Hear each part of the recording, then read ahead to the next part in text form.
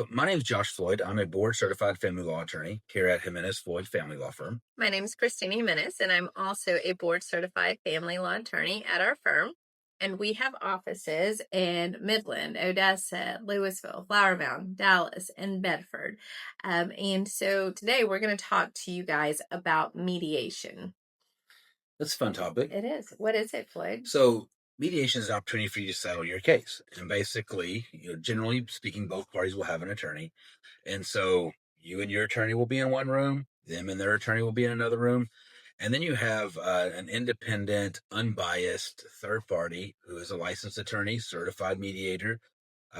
We try to get the ones that practice in that area, but they'll go back and forth between the rooms to help you resolve your case without the necessity of going to litigation. And so at the conclusion of that process, then what will happen is all of the terms that you all have agreed upon will be put into what we call a mediated settlement agreement. Okay. And this mediated settlement agreement is binding and irrevocable. Now there's, some ways to potentially overturn them. That will be saved for a longer discussion on a different podcast. But here it's very difficult. I just want you to know, once you sign it, very difficult for it to be overturned. And so it's important that when you're going through the mediated settlement agreement that you are understanding everything, that you're reading everything, because once it is signed, then you're going to be bound by it. Yeah. And so we always do, pre-mediation meetings and stuff ahead of time because of that situation right there, to make sure that going into it, you know what you want. There is no buyer's remorse. Like she was saying, once it's signed, it's done. You can't go back and say, oh, I forgot about this or I forgot about that. You're bound by that decision. But it's a lot better than going to litigation, right? And most courts require it. Are there any courts we practice in that don't require it? I don't think so. I think most of them require it. There's some courts that say if your hearing's going to be less than an hour, then you don't have to go. But most judges will make us go to mediation to attempt to settle it because they're trying to work their caseload and resolve, cases without the necessity of litigation. And especially if there are kids involved, right? They want the parents working together because the parents know what's best for the children, right? Mm-hmm. A judge just gets to hear a few hours of testimony and then has to make decisions that impact these kids' lives. So they do encourage mediation, most time require mediation. Now, if there's been family violence or something like that, that we can get out of mediation or not be required to go to mediation. But that's a whole different topic. Another podcast. So what is the difference between mediation and arbitration? Okay, so arbitration rarely comes up. It is a process where each side would have the ability to basically present a mini trial to an arbitrator, and then the arbitrator gets to make a binding decision.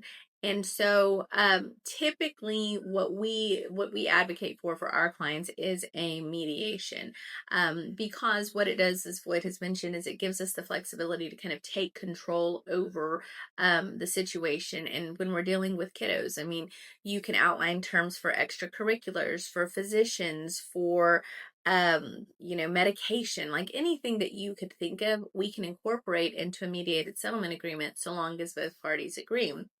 When you get into a trial, judges are typically not going to spend the time going through all of the minutia because it's just a lot and they don't want to micromanage families, right? So I think that's definitely a benefit of going to mediation. Yeah, and to your point, customizing possession schedules is a big one, right? I mean, standard possession doesn't work for everybody. And there's lots of little, like you said, minutia that go into how we should do it. And, if your work schedule is crazy, in mediation, we have the opportunity to really sit down and draw up a possession schedule that works for you, a unique schedule. And it's beneficial from a cost perspective, right? I mean, well, before we go to that, cost, we're going to talk about something else. We're going to talk about property because, when you go into a courtroom, a judge can go in and say, well, I'm just going to sell the house and split it, right? Or I'm just going to take every account and I'm just going to split it because I'm tired today and this is the easiest way for me to divide it, right? I don't know if they ever do it because they're tired. I think we always get our judge's full attention. And So the thing is we've had that happen before, right? When maybe you want to keep the house, right? Maybe you want the retirement account. Maybe you want a certain IRA. Who knows what you want on your property division?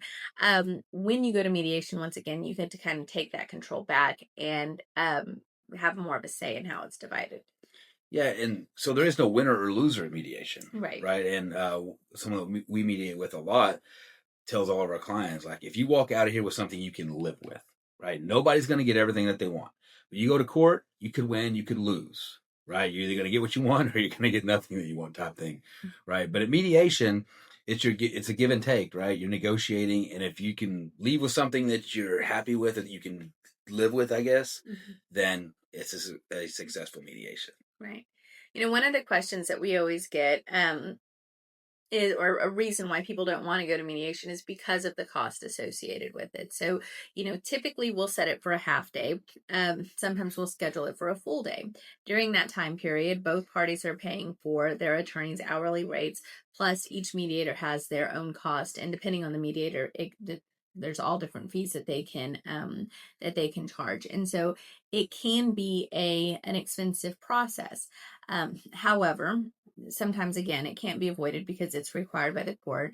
But number two, I always think that it's beneficial because it is far less expensive than going to a contested final trial, right? Then you start getting into, witness preparation, potential depositions, discovery, pre-hearing meetings, the actual day of the trial. And so I would say in the vast majority of cases, you're going to save a significant amount of money if you can settle your case at mediation.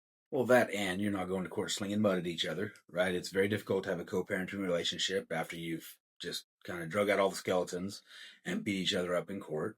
It's not fun for anybody. It gives you an opportunity to be civil and to come to terms.